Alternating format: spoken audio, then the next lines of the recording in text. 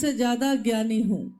एक घटना है एक बार की कि एक बच्चे के सामने उन्होंने कहा अग्नि जली, दीपक जला, तो उन्होंने कहा कि बताओ ये दीपक जो जल रहा है, ये रोशनी जो आ रही है इस दिए से, ये आग जो जल रही है, ये कहाँ से आई। बालक बेचारा चुप हो गया क्योंकि उसको नहीं पता कि अग्नि कहाँ से आई। उसने नहीं जाना कि ये आग कैसे पैदा होती है, परंतु उसने एक काम किया, उसने फूंक मारकर उस दिए को बुझा दिया। और अब उस बालक ने उस विद्वान से पूछा कि बताइए, मैं तो ये नहीं जानता हूं कि अग्नि कहाँ से आई थी, परंतु अब आप मुझको ये बताइए कि अभी जो मैंने फूंक मारी है और अग्नि बुझ गई, ये अग्नि अब कहाँ को गई। और साहब ने कहा कि वो विद्वान व्यक्ति किंग कर्तव्य विमूढ़ हो गए, उनको समझ में नहीं आया कि मैं क्या उत्तर दूं। उन्होंने तो सोचा ही नहीं था कि मैं जो पूछता हूं कि अग्नि कहाँ से आई, एक बच्चा मुझसे पूछ देगा कि अग्नि कहाँ को गई। वो शर्मिंदा हो गए। उन्होंने कहा मुझको नहीं पता। साहब श्री ने कहा कि मैंने अपने बाल्यावस्था से ही लोगों से ये पूछना शुरू किया था। मेरी माँ के पास मेरी शिकायत आने लगी। लोग आकर उनसे कहते थे कि मलकिनी, आपका बच्चा जो है वो अघोरी हो गया है, शमशानी हो गया है, शमशान शमशान घूमता है।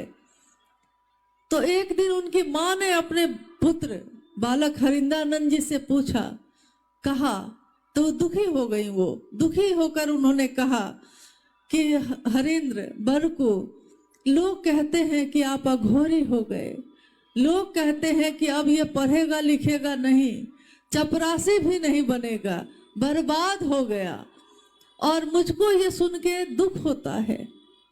मैं चाहती हूँ, आपके पिता भी चाहते हैं कि आप पढ़ लिख कर कोई बड़ा अधिकारी बनिए, आप कोई नाम करिए, कुछ ऐसा करिए कि आपको देखकर आपके बाकी भाई बहन सीखें। पढ़िए। बरकू ने यानी साहब हरिंदानंद जी ने अपनी माँ से कहा, माँ, लोग अगर ये कहते हैं कि मैं अघोरी हो गया, तो मैं तो शमशान की साधना करने जा रहा हूँ, ये बात सच है।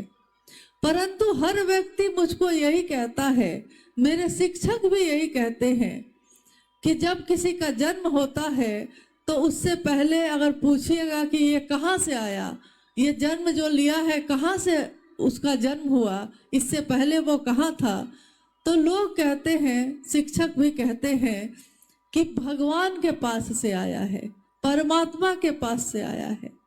और जब किसी की मौत हो जाती है तो कहाँ चला गया पूछते हैं, तो लोग कहते हैं कि भगवान के पास चला गया। परमात्मा कहाँ रहता है माँ? बालक हरिंदानंद अपनी माँ से कह रहे हैं, माँ, परमात्मा कहाँ रहता है? वो परमात्मा कैसा दिखता है? कौन है? कैसे मेरे पास आ सकता है? क्यों केवल इंसान ही परमात्मा के पास से आता है और फिर परमात्मा के पास चला जाता है? माँ, मैं चाहता हूँ, मैं सोचता हूँ इस बात को कि केवल इंसान ही भगवान के पास से क्यों आता है, क्यों भगवान के पास जाता है? वो भगवान इंसान के पास क्यों नहीं आता? मैं लाऊंगा उस भगवान को, इंसान के पास लाऊंगा। और देखिए, आज शिव की शिष्यता की व्याप्ति जिस तरह हर इंसान के दिल में हो गई है, ये चरितार्थ हो गया कि शिव के शिष्य साहब हरिंदानंद जी ने उस भगवान को हर इंसान के दिल में धड़का दिया। हमारे घर में, हमारी तस्वीरों में, हमारे मन में, हमारी सोच में, हमारी बोली में भगवान शिव हैं, मेरे गुरु शिव हैं। ये चमत्कार है जो आज तक कभी नहीं हुआ था, वो इस युग में घटित हो रहा है। जो 12 साल की आयु में उन्होंने अपनी माँ से कहा वो उन्होंने अपने जीवन में करके दिखाया। मेरी आपकी भी जिज्ञासा होती है, हमारा आपका मन भी कुछ सोचता है, परंतु हमारा मन खोजता नहीं, खोज में नहीं जाता, अपने घर को छोड़ के नहीं निकलता, वो रातों को भटकता नहीं, वो घंटों आंसू नहीं बहाता। साहब ने कहा कि मैंने शिव के लिए आंसू बहाया है, घंटों मैं रोया हूँ, महादेव कहाँ हैं आप, कहाँ छिपे हैं, दिखते क्यों नहीं हैं। जब मैं घंटों रोता था तो मैं यही सोचता था कि क्या महादेव भी हैं कि वो भी नहीं है। परंतु मैंने ये अनुभूत किया, मैंने ये महसूस किया कि अगर आप शिव के लिए रो सकते हैं, अगर आपकी आंखों से आंसू बहते हैं, परंतु आपके दुख के लिए बहते हैं, मैं दुखी हूं ये सोच के आपके आंसू निकलते हैं, आपके जीवन में पीड़ा है, आपके जीवन में कष्ट है, इसके लिए आप महादेव के सामने आंसू बहाते हैं। लेकिन मेरी अनुभूति है कि अगर आप शिव के लिए शिव के सामने रो सकते हैं, महादेव को पाने के लिए महादेव के सामने रो सकते हैं, तो है क्या नहीं हो सकता। ये धरती अपनी जगह छोड़ सकती है, ये आसमान अपने जगह से हिल सकता है, कुछ भी हो सकता है, लेकिन आप महादेव के लिए रोते कहाँ हैं। आप तो अपनी अपनी कामना के लिए रोते हैं। मैं शिव के लिए रोया और शिव मुझको मिले। आपके टेलीविजन में चीजें दिखाई देती हैं, महादेव दिखाई नहीं देता। मेरे टेलीविजन में महादेव दिखाई देता है।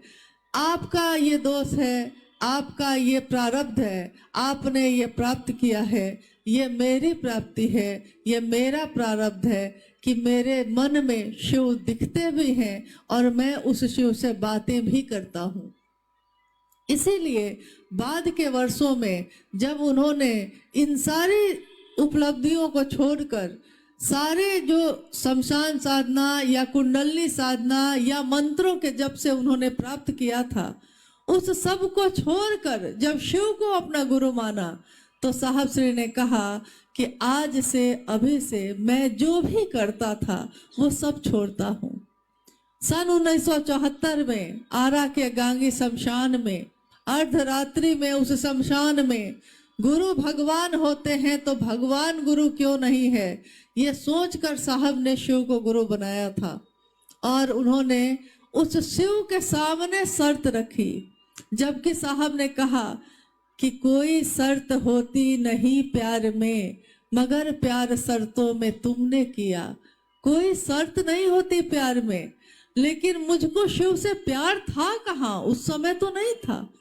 मैं सोचता था कि महादेव है भी कि नहीं है, तो मैंने महादेव के सामने शर्त रखी, आप जो तस्वीरों में दिखते हैं वैसे उतर के आइएगा तो मैं आपसे कुछ नहीं सीखूंगा। आप अगर मानव शरीर में आइएगा और मुझको सिखाइएगा तो मैं कुछ नहीं सीखूंगा। और आज से पहले मैंने जो कुछ भी कर्म कांड किए हैं, आज के बाद अब जो आप बताइएगा वही करूंगा, इसके सिवा कुछ भी नहीं करूंगा। सन 1974 में, सन 1975 में मुजफ्फरपुर के तुर्की नामक स्थान में साहब बैठे हैं, हवा शांत है, हल्की हल्की हवा चल रही है। साहब एक कुर्सी पे बैठे हैं, हवा के झोंके के साथ नमः सांसों पे चढ़ता चला गया और सिवाय सांस से उतरता चला गया। इस क्रिया को उन्होंने तीसरा सूत्र में पिरोया है और उन्होंने कहा कि अजपा जप यानी सांसों के माध्यम से शिव को प्रणाम करना, अजपा जप सर्वोत्तम विधि है शिव को प्रणाम करने का। शिव का प्राण मंत्र जब जप करता के मन का मंत्र बन जाता है, प्राण का मंत्र बन जाता है। मंत्र और आपका जो भी आराध्य है, जो भी इष्ट है, जो भी गुरु है आपका, उसका मंत्र और मंत्र का देवता और मंत्र को जपने वाला जप करता, ये तीनों जब एक हो जाते हैं तो प्रारब्ध को, कर्मफल को भोगने की व्यवस्था का भी संहार करते हैं। उन्होंने तीसरा सूत्र दिया शिव को प्रणाम करने का मंत्र, और दूसरा सूत्र उन्होंने दिया शिव की चर्चा।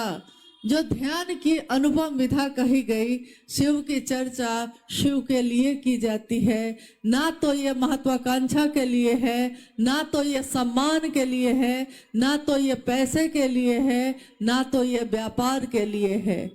जिस दिन हमने शिव को गुरु माना था, उस दिन से लेकर आज तक हम सभी शिव शिष्यों ने एक ही नारा, एक ही प्रण लिया है कि जिएंगे चाहे मरेंगे, रहेंगे अगली कतारों में, यानी शिव के लिए, शिव को चाहेंगे। आज तक हमने ये नहीं जाना था कि शिव के लिए शिव को कैसे चाहा जाता है। साहब श्री ने ये सिखाया, ये समझाया कि महादेव से आपने बहुत कुछ चाहा, महादेव को चाहने की बारी